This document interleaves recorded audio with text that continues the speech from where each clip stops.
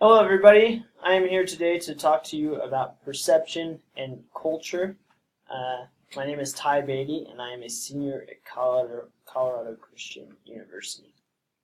I want to start out by talking about some web-based social cognition. That is the perception of social cues that we get online.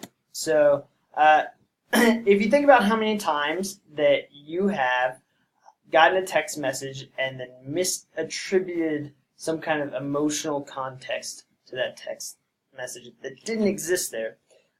We do that all the time. That happens often, and that's a really easy thing to do. Now think about the hundreds and hundreds of social cues that you get throughout being online all day. Whether that being Facebook, being prompted to get engaged in an argument or a debate.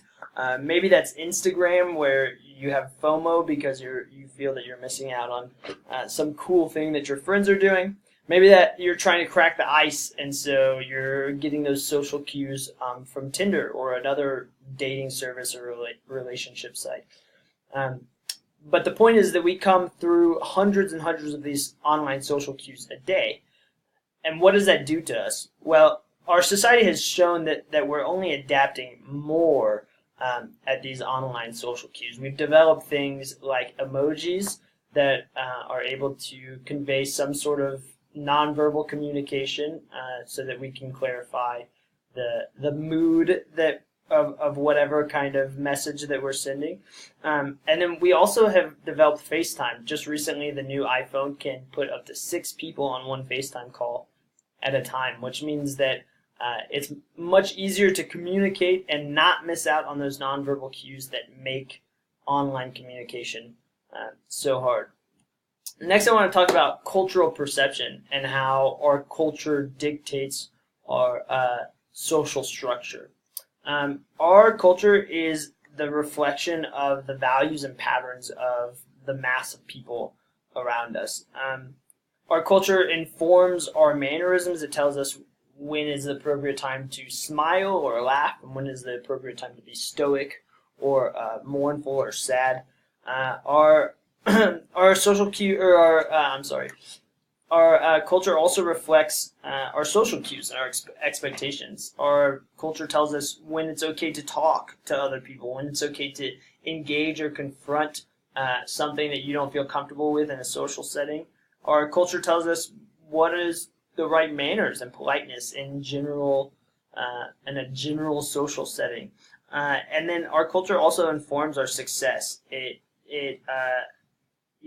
defines what is seen as successful to us. Is your culture successful because you're a third generation farmer, or is your culture see success as being the slick suit city entrepreneur? Speaking of culture, what is culture and how does it vary? We've already discussed how culture is, but how does it vary across the world? Culture can range in vast amounts. It can go anywhere from your immediate family and the Christmas traditions you have, or the birthday traditions, or whatever things that you do in certain situations. It can even spread out to your state, right? Think about the state of Colorado, the state of Texas, the state of California, and then the state of Ohio. Those 4 states are massively different. They have a lot of different aspects of their culture, and a lot of pride in the different aspects of their culture. And then we can even go one step more, which is so broad that it is hemisphere. Often you've heard, I imagine, the development of Western culture or Western civilization. And so we can even divide what we see as a blanket culture for an entire half of the world, which is a very interesting concept. But what that means, that variation in all of those cultures, means that we don't communicate alike.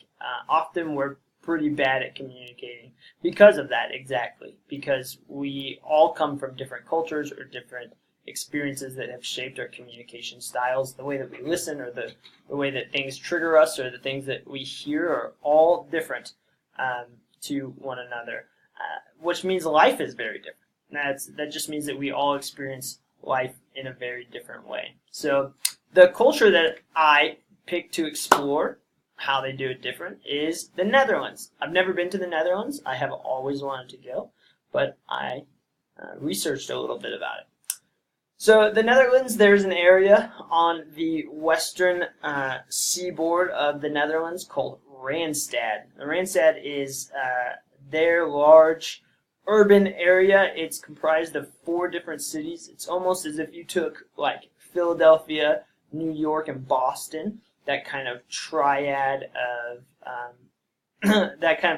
of metropolitan areas is almost what this is like. They're consisted of Amsterdam, Hague, Utrecht, and Rotterdam, and those make up most of the economic and urban development in the Netherlands. The non-Randstad is the rest of the country, and it's essentially split into north and south. The north has a very rich Protestant history, while the south has a very rich Catholic history. So even in those 2 areas, a different culture right there. Those 3 different areas, 3 completely different cultures that we're seeing in the same area, right? So some of the interesting things about the Dutch culture is they tended to reject the concept of nationalism. During the development of the Netherlands, during their freedom from Spain, they didn't have a lot of opportunity to form their own national identity, and so they kind of ran with the idea that their national identity was the acceptance of all national identities. So they are one of the most welcoming countries of embracing refugees and immigrants in the world. They are they totally embrace the cultural freedom and melting pot that the Netherlands is. So that was very, very different from the U.S. That was really interesting to see that they don't take pride in nationalism. And then the other thing that they don't really express much is their religion. Religion to them is a very personal thing to the Dutch culture. You don't display it or express it out loudly. In fact, there is over 7% of the population that claim no religious affiliation. And that is supposed to reach 75% by the year 2022. So a lot of people in the Netherlands are just deciding to not be religious. And then you can see that for the first time ever, there's more atheists at 25% than there are theists at 17% in the country. So it's becoming a quickly non-religious country that is very private about their religious convictions.